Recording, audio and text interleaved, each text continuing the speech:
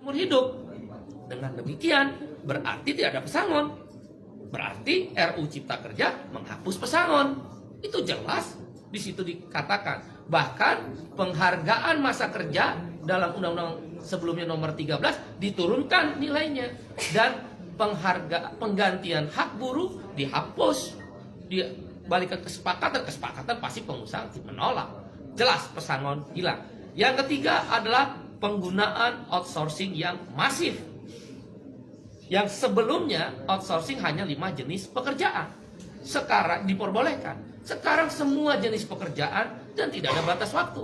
Seumur hidup anak kita, para ibu yang susah-susah menyekolahkan anaknya, yang berjibaku pontang-panting mencari rezeki tambah menyekolahkan anaknya, negara membuka ruang.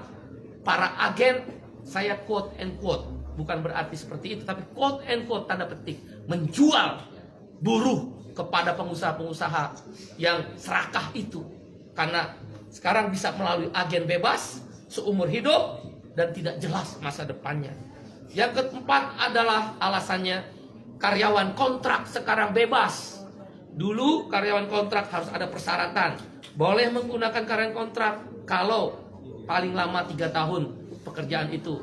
Jenis pekerjaan tertentu untuk pre-pro, bukan mass product, bukan produksi massal dan sebagainya. Sekarang syarat itu dihapus, dibolehkan menggunakan karyawan kontrak semua jenis pekerjaan dengan batas waktu tidak tertentu. Wahai ibu-ibu dan bapak-bapak, anak-anak kita terancam dengan masa depannya yang dikontrak seumur hidup tanpa kejelasan nasibnya dan di outsourcing seumur hidup melalui para agen-agen pekerja yang menampung pekerja itu. Berbahaya buat negara ini, terlalu liberal, tidak ada perlindungan negara kepada rakyatnya. Yang kelima adalah social security, jaminan sosial dihapus, khususnya jaminan kesehatan dan jaminan pensiun. Dengan berlakunya upah per jam atau istilah dalam undang RU tersebut persatuan waktu, maka tidak ada lagi kewajiban untuk membayar jaminan kesehatan dan jaminan pensiun. Bagaimana menghitung pensiunnya dengan upah per jam? Ditambah dengan adanya outsourcing dan karyawan kontrak yang bebas. Siapa yang bayar jaminan pensiun para buruh dan pekerja itu? Dunia pekerjaan Indonesia terancam. Pekerja-pekerja lokal terancam. Ditambah yang keenam alasannya adalah tenaga kerja asing. Dulu harus mendapatkan izin menteri.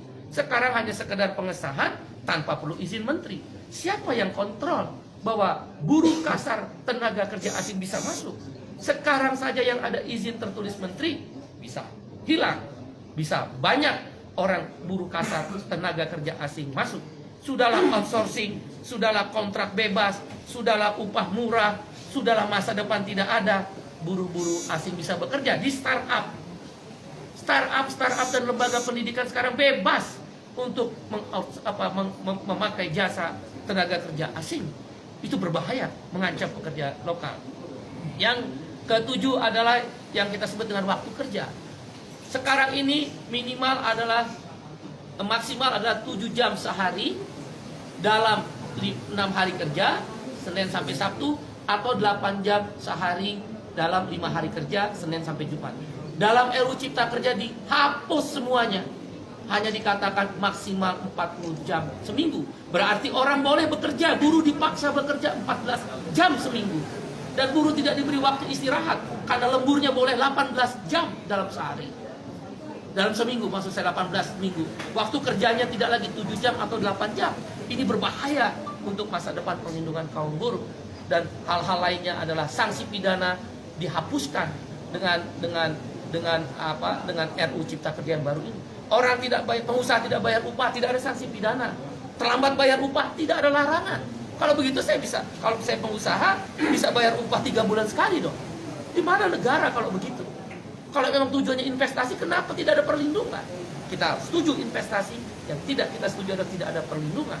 Dan kemudian hal lainnya yang kesembilan adalah bahwa PHK jadi mudah sekarang. Nggak perlu lagi ada negosiasi dan perundingan dengan serikat buruh. Langsung ke PHI, dan PHI bisa langsung memutuskan Pengadilan Hubungan Industrial. Jadi karena itu kami berpendapat 9 alasan KSPI menolak RUU Cipta Kerja yang sudah resmi diserahkan DPR akan dilakukan perlawanan. Bagaimana kalau kemudian DPR tetap mengesahkan RUU tersebut? Ada 3 langkah yang kami lakukan. 1, aksi besar-besaran selama pembahasan di DPR, maupun kalaulah dipaksa untuk disahkan yang merugikan buruh tadi. Aksi nasional, aksi daerah, bahkan tidak menutup kemungkinan aksi yang melibatkan komponen yang lebih luas. Kawan-kawan mahasiswa, mereka terancam. Begitu masuk pasar kerja, tidak punya masa depan. Para ibu-ibu, bapak-bapak terancam karena mengeluarkan biaya tinggi untuk menyekolahkan anaknya, tidak punya kepastian masa depan untuk anak-anaknya. Para pemuda-pemuda dan pemudi terancam, nggak mungkin mau menikah karena outsourcing dan karyawan kontrak. Indonesia terancam, darurat terhadap kesejahteraan Indonesia. Dan karena itu aksi besar-besaran melibatkan semua masyarakat yang lebih luas dan masif akan dilakukan. Di DPR, di pemerintah, di daerah, bahkan boleh jadi secara nasional akan dilibatkan aksi yang lebih besar-besaran.